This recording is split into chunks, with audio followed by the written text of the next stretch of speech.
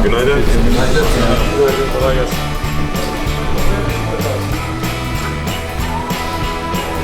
Günaydın. Hello everyone.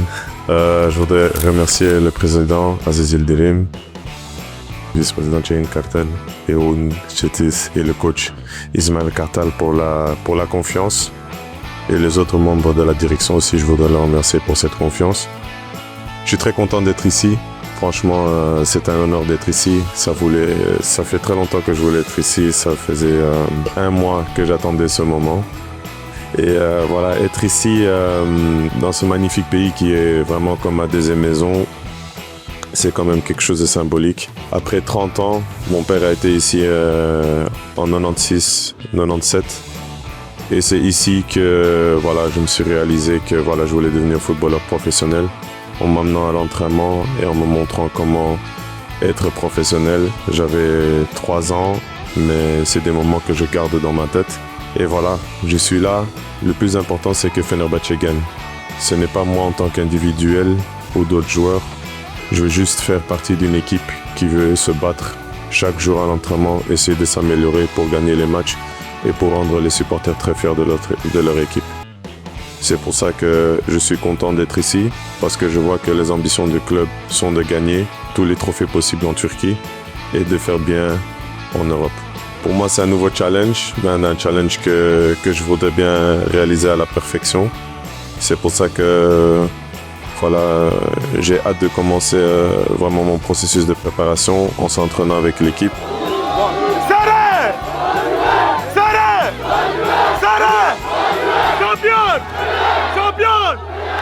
Tout va très bien, je suis fit, le staff technique est excellent. Je me suis entraîné avec le groupe hier, j'ai fait connaissance avec beaucoup de joueurs. Et voilà, je vais faire le maximum pour m'adapter au style de jeu de l'équipe.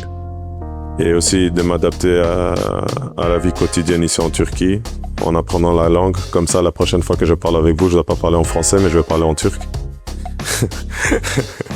Donc voilà, je suis content.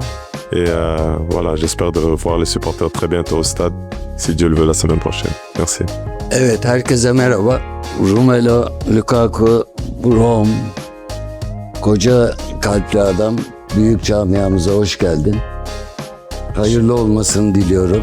Fenerbahçe, Aziz Başkan'ın liderliğinde bir takım oluşturdu. Ortaya konan büyük hedefe giden yolda bu takıma takviyeler yapmak gerekiyordu.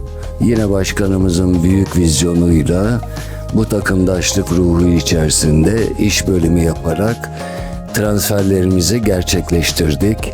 Özellikle Vedat Muriç, Nathan Ake, Mason Greenwood gibi çok önemli transferleri gerçekleştirirken büyük bir mutlulukla dünyanın bildiği, tanıdığı, hepimizin büyük bir keyifle izlediği Rom'u aramızda görmek bizi son derece mutlu ediyor. Rom'la birlikte olmanın keyfini de yaşıyorum. Hoş geldin, hayırlı olsun. Yine bir Aziz Yıldırım klasiği gerçekleşiyor bugün.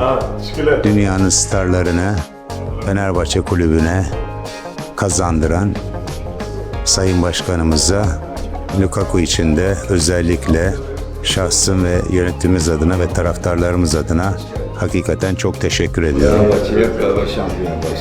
Ayrıca sevgili Lukaku'yla 15-20 gündür abi kardeş gibi devamlı görüşüyoruz. Bu süreci beraberce yönettik. Evet, Lukaku'ya hoş geldin diyorum ve katılımınız için teşekkür ediyorum.